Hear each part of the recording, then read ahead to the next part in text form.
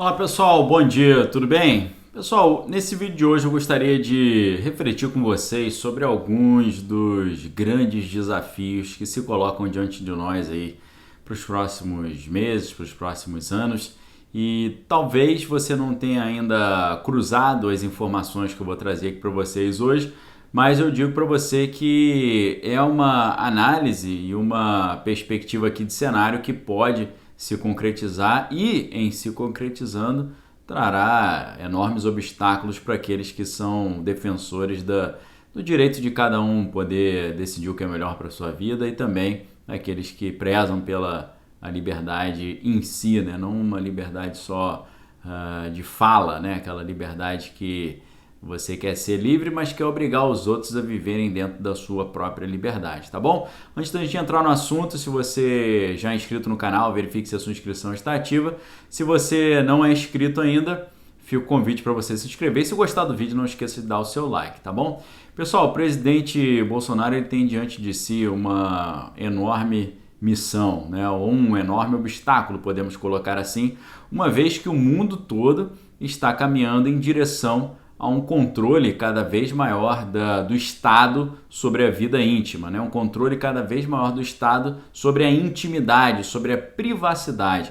Nós talvez estejamos vivendo um momento de maior diluição da privacidade. Por um lado, uma diluição da privacidade voluntária, quando as pessoas começam nas redes sociais e nos Instagrams da vida revelar o seu mais íntimo da sua particularidade, mostrando desde o que comeu no café da manhã, quem encontrou, o que fez, o que leu, o que falou e tal, mostrando todos os seus bastidores, né, da sua vida, se expondo ali nas redes sociais e também suprindo uma necessidade que foi criada, né, necessidade de ficar monitorando e observando a vida pessoal de cada um.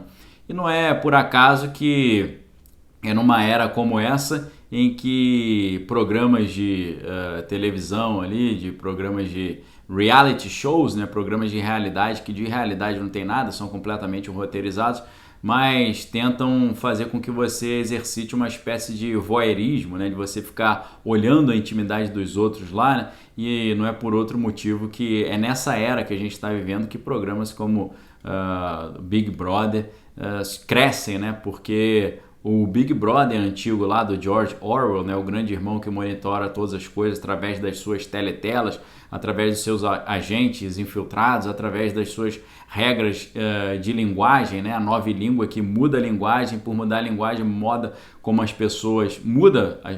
pessoas pensam, né, a alteração da linguagem diretamente associada à alteração do pensamento, por isso a gente tem a nova língua e o duplo pensar, né?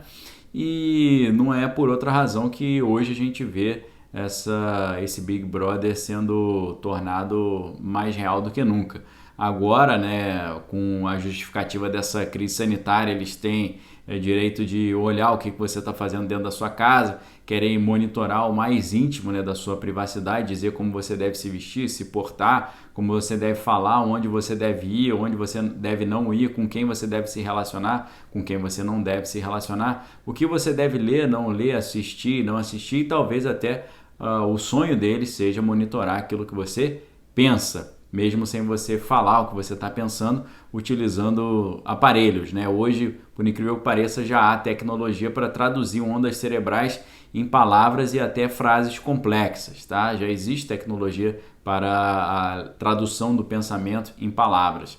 Então nós estamos vivendo um cenário cada vez mais semelhante àquilo que se chama da distopia, né? Aquilo que a ficção científica sempre trouxe para nós.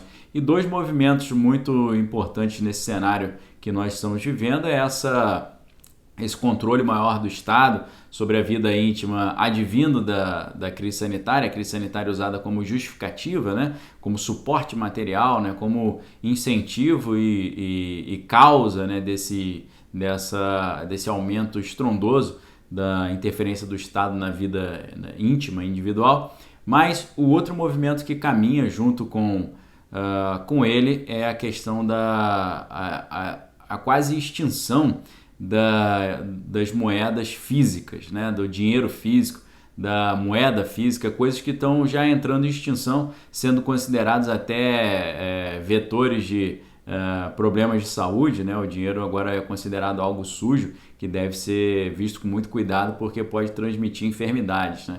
Então até isso tem sido feito para tentar tirar as moedas de cena e deixar a população mais ainda vulnerável ao controle estatal. E aí quando você olha um livrinho como esse, né, que é quase um manual de implementação de uma visão de mundo bem delicada, né, aqui ó, o famoso livro do Carlinhos Marcos, para não dizer outra coisa, você vai ver aqui pelos verbos que ele usa quando vai estabelecer os 10 passos para a implementação dessa visão de mundo vermelho aqui, pelos verbos que ele usa você vê o tipo de estratégia, né? Ele fala aqui sobre as medidas que serão usadas, né, para aplicar essa visão de mundo vermelho no mundo. E você vê, eu estou aqui na página 136 dessa edição da editora Martin Claret, expropriar as propriedades fundiárias, imposto progressivo forte, abolição do direito de herança, confisco da propriedade, centralização do crédito, centralização do sistema de transporte, obrigação do trabalho, unificação, educação pública e gratuita.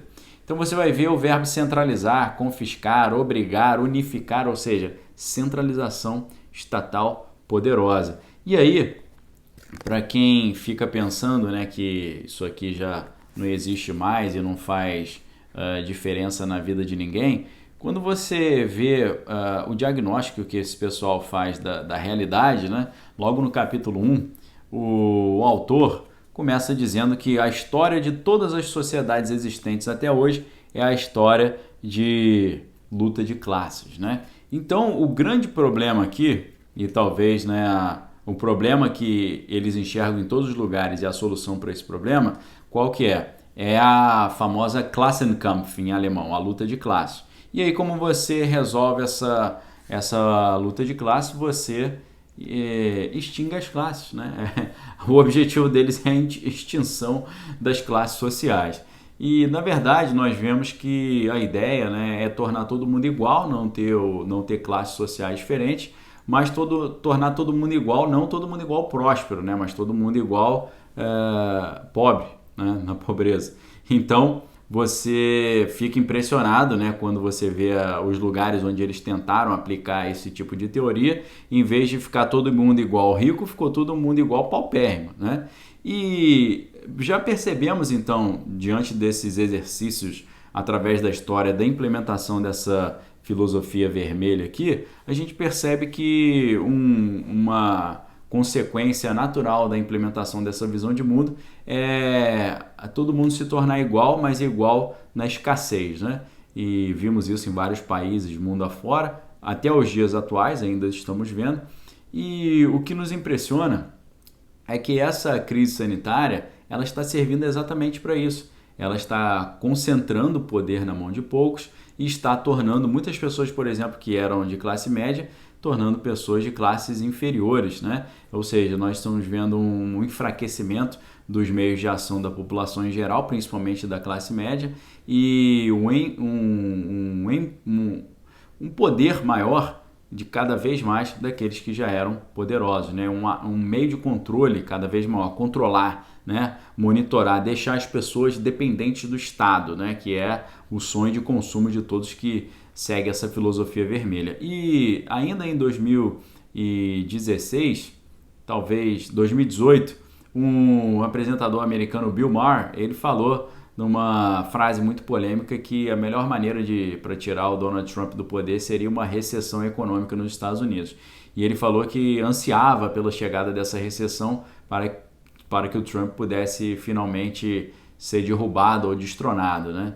E, por incrível que pareça, essa crise sanitária trouxe a recessão global que todos os adeptos dessa filosofia vermelha desejavam e gerou, infelizmente, um empobrecimento da sociedade e uma cada vez maior dependência das pessoas com relação ao Estado, né? Então, o que a gente está vendo diante dos nossos olhos é, de certa forma, a implementação dessa filosofia, né? Eles não conseguiram fazer isso elegendo vários governantes globais em cada uma das nações poderosas do mundo, porque hoje você tem o Donald Trump nos Estados Unidos e aqui no Brasil, que é um país de dimensões continentais, né? Um dos grandes líderes entre os países emergentes e um candidato aí a entrar para o grupo dos países mais ricos do mundo, a OCDE.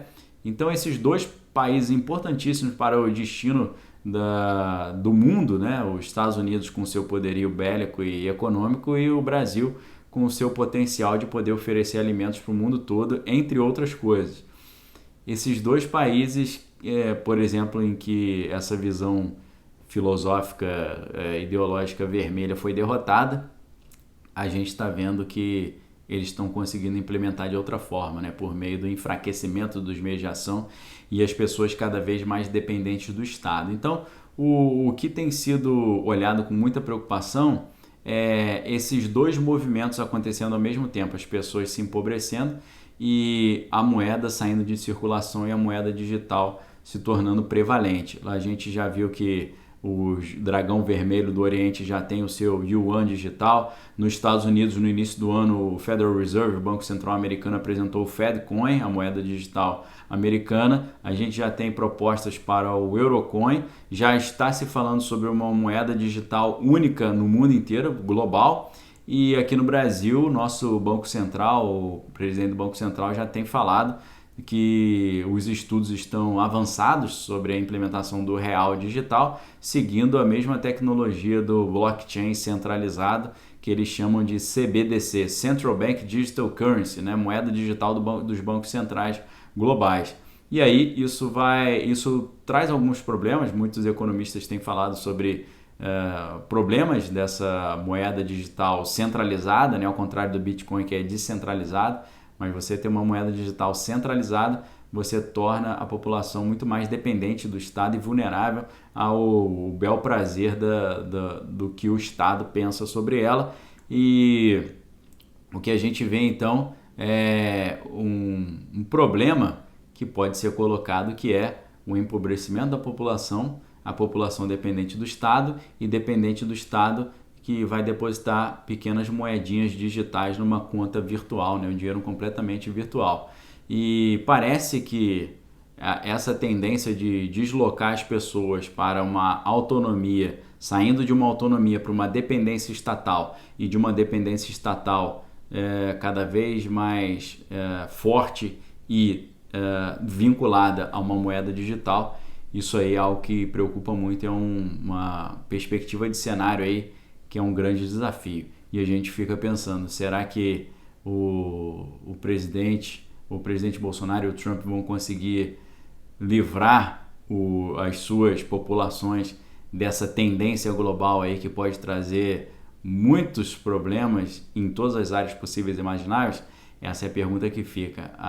O conflito é grande, a disputa vai ser acirrada e há grandes interesses poderosíssimos por trás disso tudo, tentando fazer valer a sua vontade, que é sempre, como vocês viram ali, centralizar, unificar, controlar e por aí vai. Então, fica essa questão, que essa reflexão possa mostrar para vocês essa tendência que está se estabelecendo no mundo e para a gente ficar bem de olho aí, porque empobrecimento, centralização e digitalização, a transformação das moedas nacionais em moedas totalmente digitais é algo que traz calafrios para aqueles que conhecem como pode terminar essa história. Tá bom, pessoal? Se você percebeu a seriedade disso que eu expus aqui para vocês hoje, compartilhe esse vídeo para que as pessoas possam pelo menos ter esse entendimento dessa tendência global que nós estamos vendo e da forma bem sutil por meio da qual essa filosofia vermelha aqui está sendo implementada diante dos nossos olhos sem a gente perceber que isso está acontecendo, tá bom? Pessoal, fica o convite para você se inscrever no canal. Se você quiser se tornar membro e ter acesso aos conteúdos exclusivos do Direto do Bunker, clica aqui embaixo também. Você vai ter acesso a nome destacado no comentário, selo de membros, emojis exclusivos e também o nosso vídeo que a gente solta todos os dias à noite falando de geopolítica nacional e internacional com mais detalhe. O vídeo de ontem foi extremamente interessante ali, o pessoal tem certeza que gostou muito e você é o nosso convidado, tá bom? Examine todas as coisas e retém que é bom. Se Deus quiser, meio-dia a gente está aqui novamente com a atualização do meio-dia e depois às 15 horas com a nossa live da tarde, tá bom? Um abraço, obrigado pela audiência, fique com Deus e a gente se vê mais tarde, se Deus assim permitir. Um abraço, valeu!